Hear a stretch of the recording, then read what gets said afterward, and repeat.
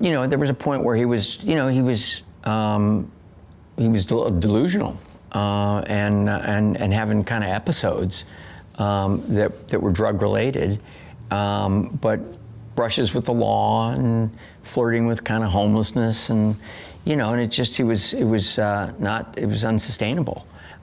He'd been through rehab a couple of times unsuccessfully, and looked like it was just getting worse.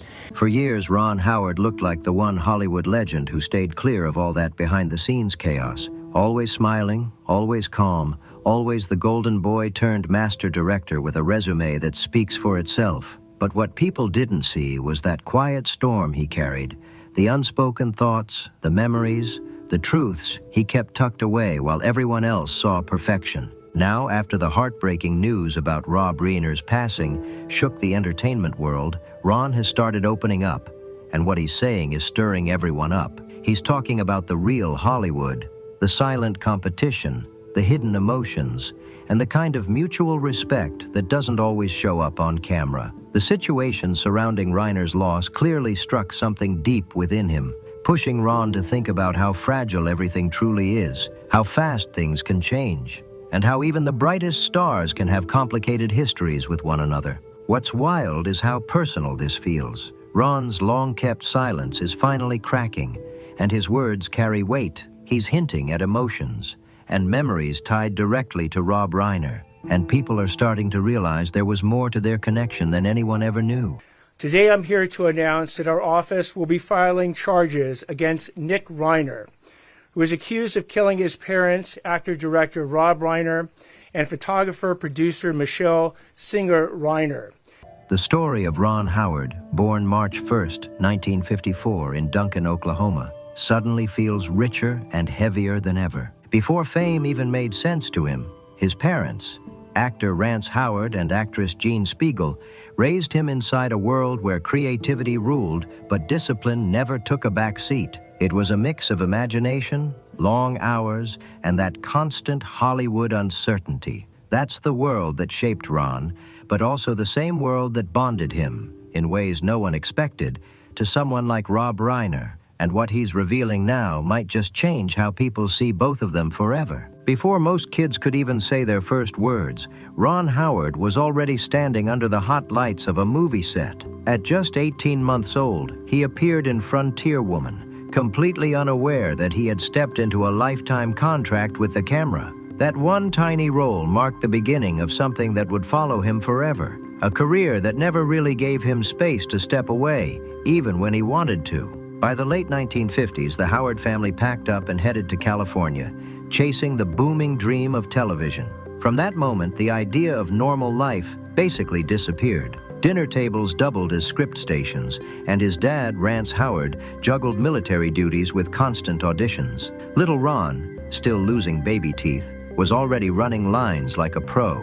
Instead of riding bikes with kids down the street, his playground became sound stages, his childhood wrapped in studio lights instead of sunshine. People would ask me from the publishing world, what, you know, did I ever think I would do an autobiography or memoir? And I always said, no, don't think so.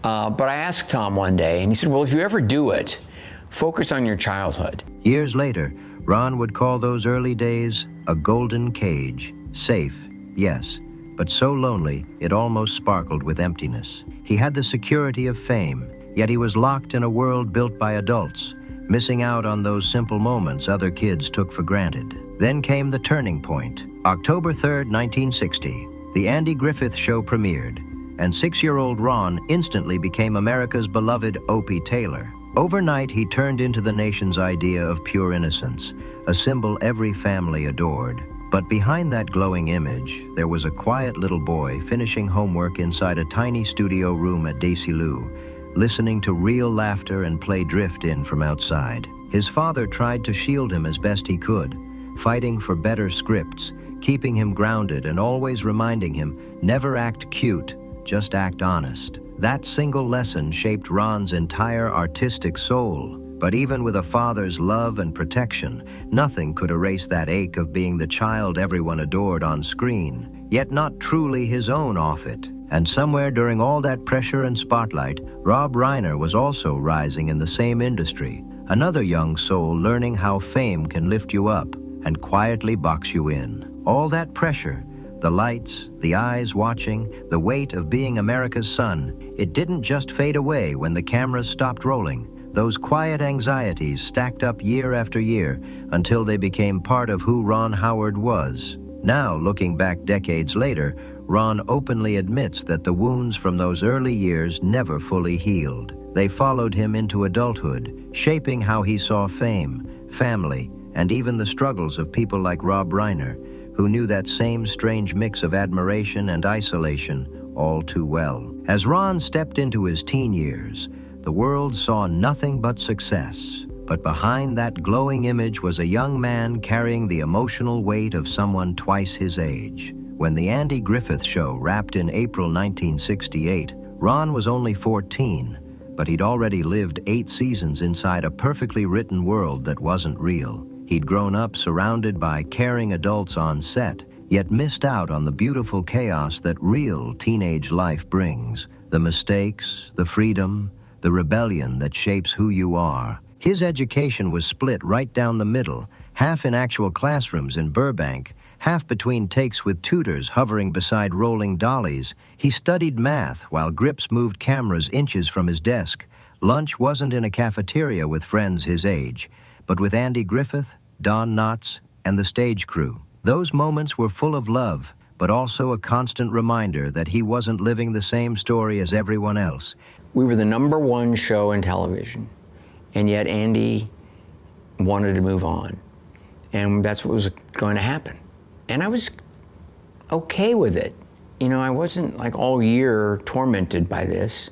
And then came that unforgettable moment during The Music Man in 1962. Ron was only 8, staring down a dance scene he just couldn't get right. He turned to Shirley Jones and whispered, "I can't do it, Shirley." She gave him comfort, helped calm his nerves, and the crew cleverly hid his missteps by shooting him from the knees up. The audience saw confidence, sweetness, and charm. But inside, it was fear and pressure all mixed together. It's stories like these that make Ron's later empathy for Rob Reiner so powerful. Both men grew up in the glow of the spotlight. Both had fathers guiding their paths, and both learned early on that behind every perfect take, there's a child just trying to breathe. Those quiet anxieties never really left Ron Howard. They just learned how to hide behind a calm smile. Over time, he mastered the art of performing confidence, even when he didn't feel it at all. That skill became his secret armor in Hollywood, helping him survive the chaos, the egos, and the endless expectations. While others like Rob Reiner made headlines for being bold and outspoken, Ron played it cool, studying everything and everyone around him with that steady focus he was known for. Then came Happy Days in 1974, the next huge chapter. Ron was just 19 when he walked into Gary Marshall's office, having no idea he was about to step into another role that would lock him into America's heart all over again. As Richie Cunningham, he became the country's favorite boy next door, polite, loyal, and impossibly wholesome. But as fans fell in love with Richie, Ron felt the walls closing in. Once again, the image people adored started to box him in, trapping the real him behind that scripted smile. By 1977, at 23, he was still pretending to be a teenager while the entire world outside was changing fast. The headlines were filled with protests.